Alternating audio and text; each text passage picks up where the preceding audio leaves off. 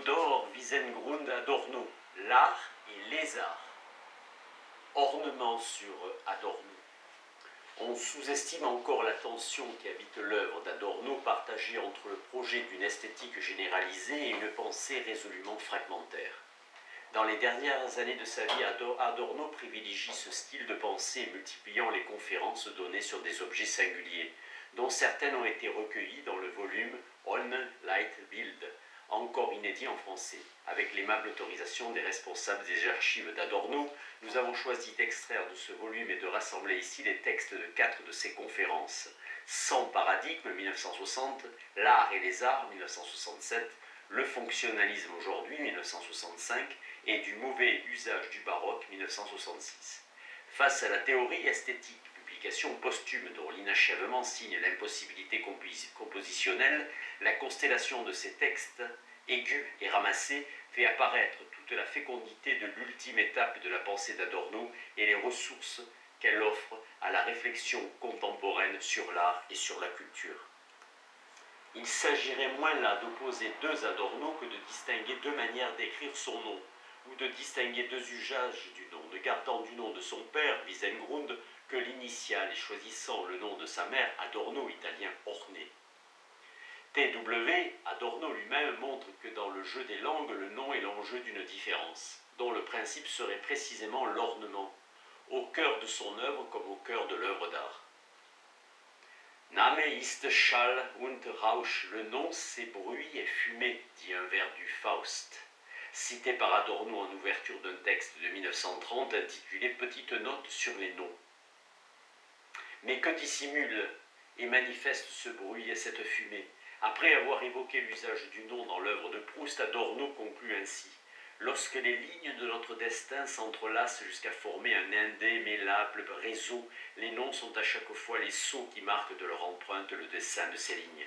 Ils protègent celui-ci de notre prise et nous préservent de nous y empiéger dans la mesure où ils nous mettent sous les yeux des initiales que nous ne comprenons pas, mais auxquelles nous obéissons en leur prêtant l'oreille. Le destin est affaire et histoire d'écriture, de lignes, de lettres et de noms. Comme l'initiale Léono, le nom est le chiffre secret et l'ornement d'une écriture, dont le tracé s'apparenterait à la gravure de la musique sur le disque.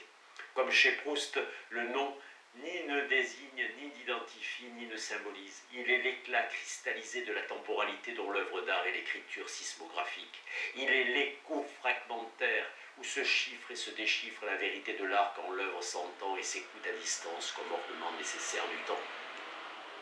Mais l'art peut n'être qu'un vaste malentendu, notamment quand il est sous l'emprise de la culture qui fait un mauvais usage des noms, comme dans le cas exemplaire et privilégié du baroque, réapparaissant au début du XXe siècle à la faveur du Jugendstil. Le nom du baroque signe en effet un contresens radical, celui de l'invention du baroque musical qui relève d'une grave erreur d'écoute. En transposant après coup dans le champ de la musique le sens du baroque plastique du Xe siècle, tel que l'avaient élaboré Riegel et Wolfling, la musicologie du XXe siècle a trouvé son objet, né de la superposition hâtive du musical et du plastique, de l'ignorance de leurs différences historiques. La notion de musique baroque nivelle à la fois le sens du musical en général et celui de la musique du Xe siècle et de la première moitié du XVIIIe, dont Adorno s'attache au contraire à dégager la teneur propre, funeste conséquence de cette surdité en accréditant la fiction d'une prétendue unité du baroque, dont le nom s'impose abusivement dans un usage généralisant. Elle a contribué à façonner un cliché. Le baroque n'est plus qu'un concept mollusque d'une extension telle qu'on le voit même servir à qualifier tout à trac les œuvres du XXe siècle. Cette erreur d'écoute qui procède du mouvement même de la culture et précède son industrialisation a une fonction largement idéologique. Le nom du baroque est le prête-nom d'une aliénation, car sous le nom et au nom du baroque, la conscience bourgeoise déclinante, selon la formule d'Habermas reprise par Adorno, en se méprenant sur le phénomène artistique dont elle fausse la vérité au prix d'une violence simplificatrice, se méprend sur elle-même et sur sa liberté. L'élection du baroque par la conscience cultivée a valeur de symptôme. Elle caractérise le moment historique du XXe siècle où l'objectivité de la production rationalisée empiège la subjectivité dans le sentiment du désenchantement et de la réification marchande du monde. La conscience esthétique affaiblie devient bonne conscience en choisissant dans le baroque l'illusion d'un monde intact qui polarise son désir d'autonomie, mais qui n'est en réalité que la figure d'une nostalgie régressive, l'expression d'une fuite qui laisse le champ libre à l'oppression du système auquel elle rêve d'échapper. Ce moment baroque de la conscience esthétique du XXe siècle est significatif du geste culturel comme tel. La revendication de la liberté et du goût se retourne en une aliénation et en un déclin du jugement corollaire d'une forme insidieuse de barbarie. Dans le cas exemplaire de la musique, Adorno nomme barbarisation de l'écoute le phénomène selon lequel la conscience esthétique désormais se soumet librement à la figure faible du marché du disque et à ses best-sellers.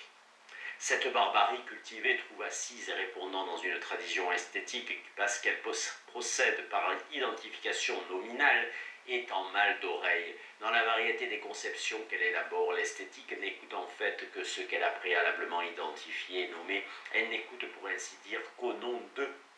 D'abord au nom du style dont l'idée est une idéologie et dont le baroque est la formule courante, privilégier avec le baroque la notion de style est le trait symptomatique d'une époque où la conscience esthétique se cherche des répondants d'identification une fois qu'ont disparu les exigences et les réquisites des canons formels, sans voir qu'en réalité cette idée de style répond soit à une volonté politique, comme avec la contre-réforme, soit au leurre d'une illusion rétrospective qui projette la fiction d'une unité aux dépens des qualités singulières des œuvres, et surtout des œuvres fortes qui ne sont pas précisément justiciables d'aucune généralité. Celle de Bach, par exemple, pour l'époque considérée style donc, il n'y a que dans la prise en compte des œuvres mineures ou faibles, impossible de fonder là-dessus une esthétique de la valeur. Même le concept de Kunstwollen, vouloir artistique, cher à Riegel, ne laisse pas d'être suspect aux yeux d'Adorno, tant il peut lui aussi servir à cautionner des œuvres secondaires. L'historicisme cède au même vertige de l'identification en ce qu'il croit possible la restitution du passé dans son intégrité et son intégralité. Son erreur repose sur le préjugé d'une empathie de l'écoute qui, à l'exemple de ce qui advient dans le baroque musical, est conduite à présupposer un prétendu son baroque et à élaborer la fiction de la restauration instrumentale à partir d'une idée de l'instrumentation qui n'aura de sens qu'avec le XIXe siècle, alors que la musique dite baroque relevait bien plutôt d'une époque où prévalait, selon Adorno, une technique pour ainsi dire anarchique de la facture des instruments. Dans du mauvais usage du baroque. Ces illusions fatales de l'historicisme et du style naissent en profondeur du postulat de la prééminence de l'esprit Geist. Par exemple, on fait reposer l'idée de l'unité stylistique du baroque sur un esprit du baroque qui présiderait à la multiplicité des formes. Or, cet esprit, pour Adorno, est un fantôme et un leurre. Se référer à l'esprit, comme l'a fait Ditley, c'est toujours faire primer l'esprit sur la lettre. Et c'est encore en rester à l'idéalisme de la tradition occidentale qui croit qu'est prédonné en soi d'un contenu spirituel orientant à tout coup la ligne de fait d'une histoire de l'esprit. On touche là au fondement de l'esthétique philosophique dont le concept a quelque chose de suranné comme celui du système ou de morale, selon la formule qui ouvre l'introduction première de la théorie esthétique. L'esthétique en effet a constitué son objet et s'est constituée comme système à partir de philosophèmes ou d'idéalités qui forment autant d'invariants et qui répondent à la fiction idéalisante et généralisante d'un invariant premier, celle du concept d'art. Or, comme l'écrit Adorno dans cette même théorie esthétique, l'art ne peut être interprété que par la loi de son mouvement, non par des invariants. Cette idée esthétique de l'art a conduit au mauvais usage du nom de l'art qui devient une catégorie dont les arts seraient les genres, qui pourraient à leur tour être nommés, classés, hiérarchisés comme dans la Laocoon de Lessing. Or, non seulement toute classification des arts échoue in ovo à établir les fondements clairs de sa typologie, mais elle conduit fatalement à l'impasse, la tentative de réunir de rechef en une totalité les différents genres artistiques. À cet égard, Toute prétendue synthèse des arts a toujours été vouée à l'échec de son idéalisme ou de son positivisme, qu'elle ait été de type philosophique, Hegel, romantique, Schumann ou humaniste, Borchardt. Qu'elle ait nourri des projets artistiques comme celui de Wagner, le Gemeinstunkswerk, celui de Kandinsky, du spirituel dans l'art, ou encore celui du happening des années 60. Adorno critique sous le nom de pseudomorphose le préjugé qui anime en son fond tout projet de synthèse des arts. La pseudomorphose présuppose que les arts soient principiellement contemporains les uns des autres dans leur développement historique et qu'ils soient superposables dans leur technique et dans leurs procédures. C'est ignorer ce qu'a été par exemple le retard radical de la musique. Selon la formule d'Adorno, et c'est ignorer que la musique déchoit en louchant sur la peinture comme Stravinsky sur Picasso. C'est le cas de tout art qui en imite un autre en adoptant mimétiquement des principes formels qui, une fois détachés de leur pratique et de leur historicité, perdent leur fonction, leur sens et leur force productive et critique. Pareille surdité à ce qui est effectivement à l'œuvre dans un art et entre les arts, outre qu'elle condamne une entreprise artistique et la rend politiquement suspecte. Adorno met clairement en relation l'idée esthétique de l'art avec les formes politiques de ses connivences. De la totalité wagnérienne de l'œuvre d'art total Gemeinstunkswerk au totalitarisme, il n'y a qu'un pas, comme l'avait d'ailleurs pressenti Mallarmé, rêverie d'un poète français. Comment d'ailleurs, après Auschwitz, à l'époque de la surpuissance économique et du triomphe de l'industrie culturelle, l'esthétique peut-elle s'en tenir à la subjectivité, au spiritualisme, à l'humanisme cultivé, au formalisme ou à l'idéologie du matériau brut? Tandis que l'institution culturelle se nourrit des restes de cette esthétique surannée, les modernes, eux, ont fait preuve d'une perte du sens où l'art lui-même ne répond plus à son nom. La modernité pour Adorno est ce moment décisif où l'art a cessé de vouloir signifier le monde. En abandonnant notamment le référent figural et tonal, il a rompu avec les procédures mimétiques, a renoncé à la représentation, à la symbolisation et à la communication. Collage cubiste, montage cinématographique, nouvelle musique, tendant à laisser saillir le matériau dans Art et les arts, ont inauguré et développé une pratique artistique qui ne répond plus à aucun canon formel, à aucun paradigme, dans 100 paradigmes, à aucune règle spécifique d'un genre non plus qu'à la dichotomie de la forme et du contenu. C'est pour Adorno l'époque du nominalisme dont les noms tels ceux de Loos, Klee, Schoenberg, Mondrian, Schwitters, Picasso, Krauss, Berg, Webern, Varese, Stockhausen, Boulez, Ligeti, Calder, Beckett se répondent au cœur du XXe siècle parce qu'ils dessinent ce qu'Adorno a choisi de nommer en français du nom de correspondance. Loin d'être un avatar de la synthèse des arts et de la pseudomorphose dénoncée, cette correspondance qualifie la relation neuve qui s'institue entre les arts à partir de leur effrangement.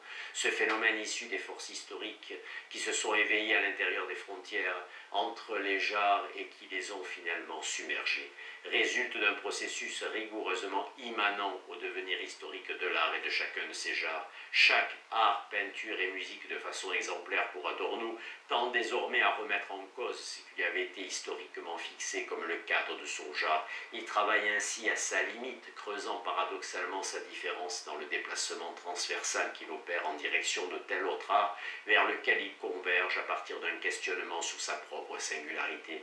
Les arts ne convergent que là où chacun suit de façon pure son principe immanent, sur quelques relations entre musique et peinture. Cet effrangement des frontières et la correspondance à laquelle il donne lieu contribuent donc à une ouverture généralisée qui met en jeu, en question et en mouvement identité et différence. Selon le paradoxe qui pourrait s'énoncer comme la loi du nominalisme et qui veut que plus un art est différent à la fois de lui-même et de l'art à la limite duquel il travaille, et plus il est semblable à lui-même et à ce qu'il vise en commun avec les autres arts.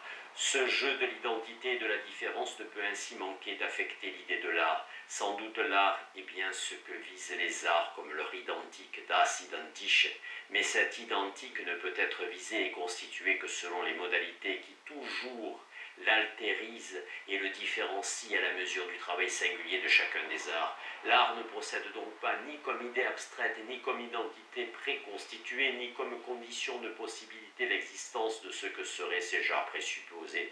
Il se construit selon le mouvement concret qui anime le devenir de chacun des arts en liaison avec le devenir des autres. Il n'est donc pas plus la totalité qu'il subsumerait les arts qu'il n'est leur continuum.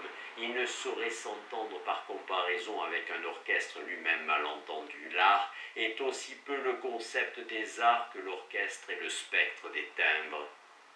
Dans art et les arts, il n'est ni la totalité du divers, ni l'unité du multiple, ni le singulier du pluriel, car la constellation que forment l'art et les arts habite l'art lui-même. Au cœur de l'un loge la fragmentation, l'irréductible multiplicité et la différence au cœur de l'identité.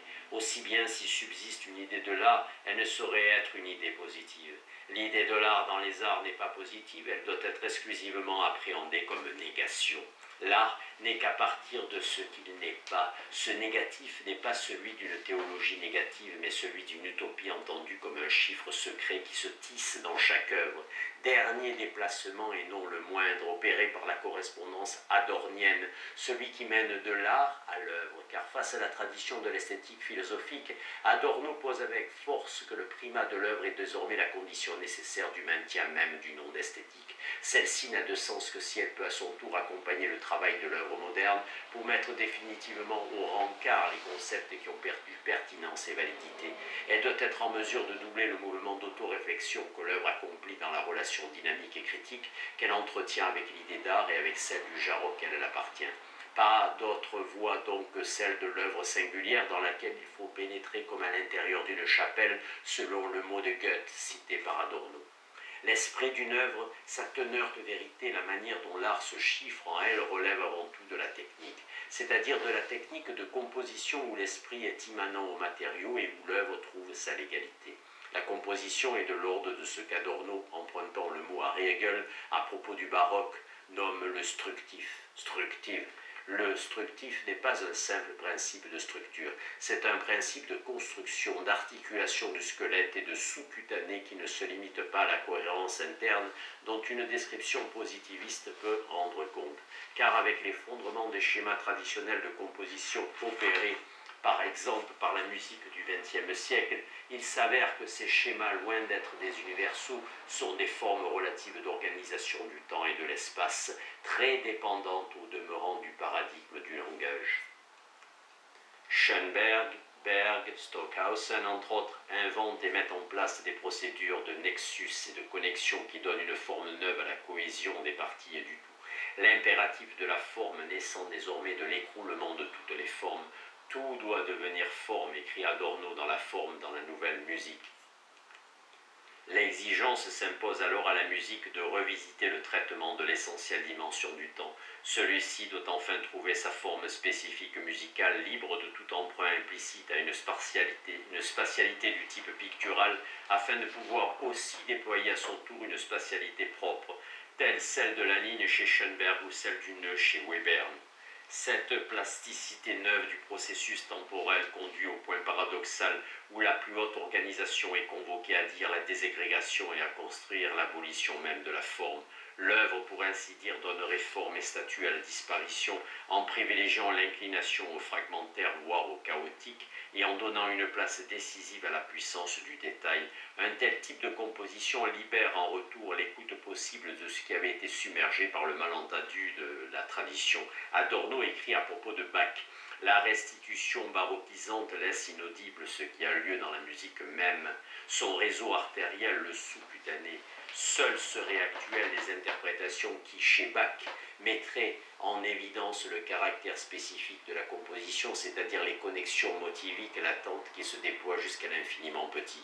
Adorno ajoute jouer de manière adéquate, c'est-à-dire selon son sens propre, la grande musique du XXe siècle et du XVIIIe siècle signifie utiliser la force de cette musique pour détruire ce qu'il y a en elle le pur et simple style. Dans du mauvais usage du baroque. La prévalence de la plasticité temporelle de l'œuvre, à même le structif de sa technique, donne toute sa plénitude à la correspondance, parce qu'il n'y a pas un art du temps, la musique, auquel on pourrait ou devrait opposer la peinture comme art de l'espace. La correspondance entre ces deux arts naît précisément de ce qu'au plus intime de leur technique de composition et du traitement de leurs matériaux propres, la temporalité travaille autant la peinture que la spatialité la musique, avec toutefois un privilège accordé entre les lignes à la dimension du temps qui apparaît comme l'instance secrètement décisive de ce qui se joue dans une œuvre et de ce qui gouverne le problème de la forme. Le temps est sans doute le véritable fond de la correspondance à partir de laquelle les arts divergent et convergent, musique et peinture en tout cas.